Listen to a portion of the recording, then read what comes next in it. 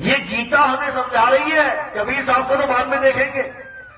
हमारा धार्मिक ग्रंथ, हिंदुस्तानियों का, हिंदू धर्म वालों का धार्मिक ग्रंथ गीता क्या कह रही है?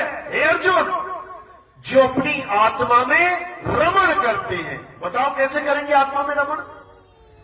अरे हमें भगवान के नाम पे मूर्तियां पकड़ा दी गई, हमें भगवान के नाम पे उनके नाम जपवा दिए गए, हमें भगवान के नाम पे तीर्थों में भटकने के लिए छोड़ दिया गया। बच्चे तक खो जाते हैं जाके वहां पे। कुंभ के मेले में गए, 2 बच्चों में से एक बच्चा खो के आ गए। बताओ क्या मिल गया तुम्हें? हैं? बहुत बड़ा सुख मिल गया। बताओ, यात्राएं जा रही है भगवान के दरबार में, भजन गाते जा रहे हैं, पूरी बसी पलट जा रही है, सारे मर गए। बड़ा सुख मिल गया है। केदारनाथ गए, वहां पे बोल बम करते करते पानी का सैलाब आ गया, 2.5 लाख बंदा मर गया। बड़ा सुख मिल गया वहां पे। बहुत बड़ा सुख है क्या? जो सुख है वो तुम्हारे पास है, वो तुम्हारे पास है। गीता समझा रही है, अगर सच्चा सुख चाहिए तो क्या करो? हे अर्जुन, जो अपनी आत्मा में रमण करते हैं, जो अपनी आत्मा में तृप्त हैं, जो अपनी आत्मा में संतुष्ट हैं, संतुष्ट मतलब जिसे अब कुछ नहीं चाहिए, कहते हैं जी संतुष्टि हो गई, तृप्ति हो गई, अब कुछ नहीं चाहिए। तो कह रहे हैं जो अपनी आत्मा में रमण करते हैं और उसमें संतुष्ट हैं, उनके लिए कोई धार्मिक कर्म कर्तव्य लागू ही नहीं होता। लागू ही नहीं होता। लागू का मतलब क्या होता है? कानून लागू होते हैं। धारा 144 लागू कर दी गई है, अब जो उसको नहीं मानेगा वो धरा जाएगा। इसी प्रकार धार्मिक कर्म कर्तव्य भी लागू होते हैं। कैसे लागू होते हैं? सुबह उठो, स्नान करो, मंदिर जाओ, पूजा करो, पाठ करो, भोग लगाओ, आरती गाओ, प्रसाद लो, घर को आ जाओ। ये लागू हो गया तुम्हारे ऊपर, सबको करना पड़ेगा। नहीं करते तो बताओ। कोई भी त्योहार है, कोई भी पंडित जी से पूछते हैं, पंडित जी कैसे करें इसको? पंडित जी बताते हैं विधि विधान, ऐसे करना, ऐसे करना, ऐसे करना, ऐसे करना, ऐसे करना। ये क्या है? ये कानून लागू हो रहा है तुम्हारे ऊपर। अब तुम्हें ये सब करना ही पड़ेगा। लेकिन जो अपनी आत्मा में रमण करते हैं, जो अपनी आत्मा में तृप्त हैं, जो अपनी आत्मा में संतुष्ट हैं, उनके लिए कोई धार्मिक कर्म कर्तव्य लागू ही नहीं होता। समझ लो, यानी क्या करना है? अपनी आत्मा में रमण करना है। कैसे करेंगे?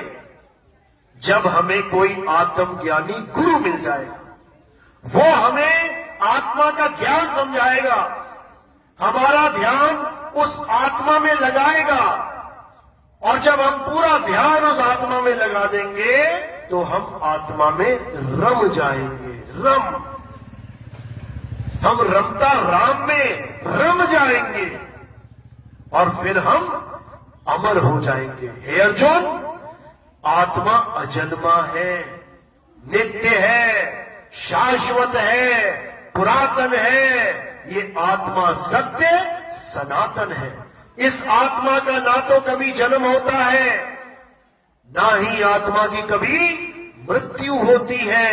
इस आत्मा को ना तो कोई शस्त्र काट सकता है, ना अग्नि जला सकती है, ना इस आत्मा को वायु सुखा सकती है, ना जल भिगो सकता है। उन्होंने ये नहीं बोला कि मुझे कोई काट नहीं सकता, मुझे कोई मार नहीं सकता। कृष्ण जी की मृत्यु कैसे हुई थी? क्या हो गया था? किसी ने तीर मारा था ना? कहां मारा था? पैर में। कृष्ण जी के पैर में तीर लगा तो उनके शरीर का नाश हुआ, खत्म हो गया शरीर। तो पैर में तीर लगा यानी पैर को छेद दिया गया। किसके द्वारा? तीर द्वारा। लेकिन क्या आत्मा को भी छेदा जा सकता है? क्या आत्मा को भी तीर छेद सकता है? बिल्कुल नहीं।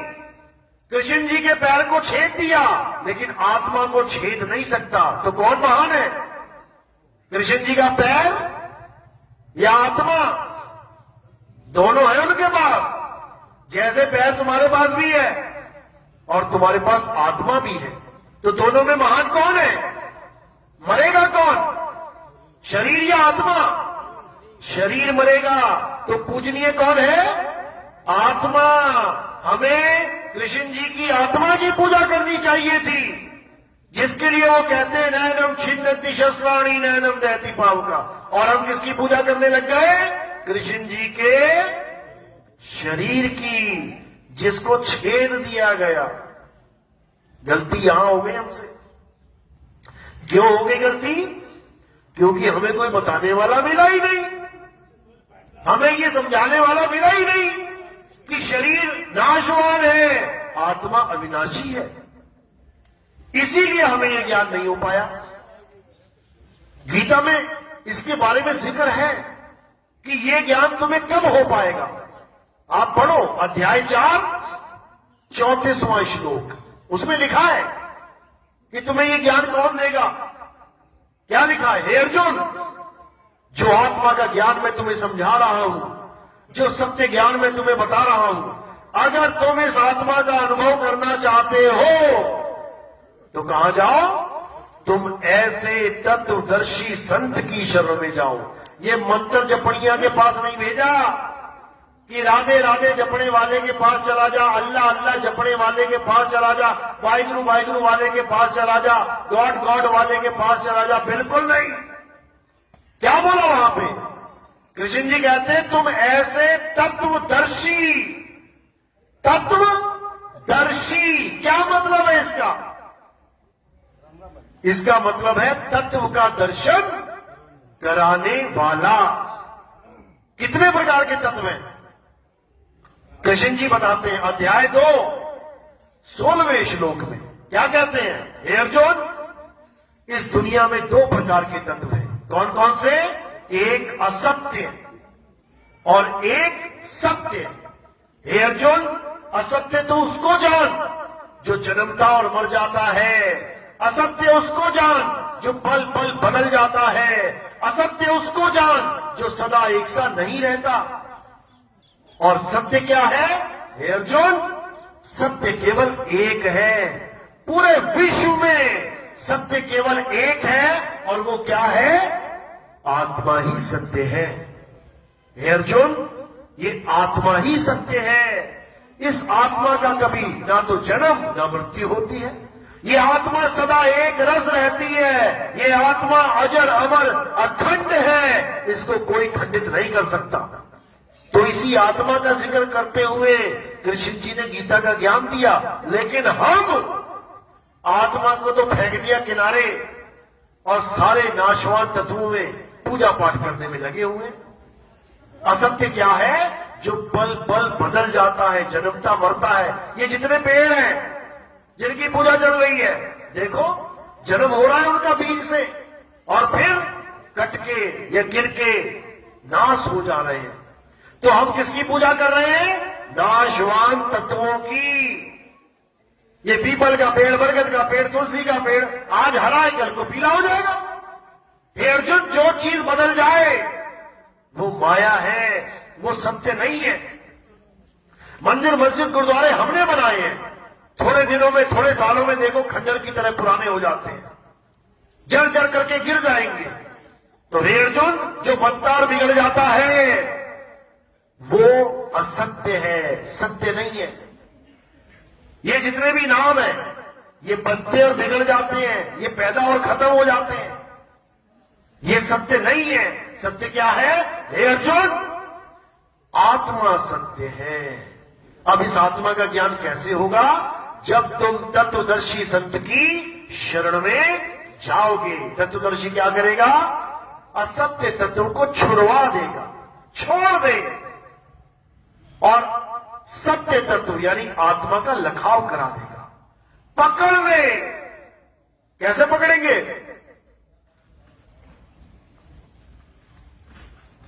कहीं जाना पड़ेगा क्या आत्मा को पकड़ने के लिए?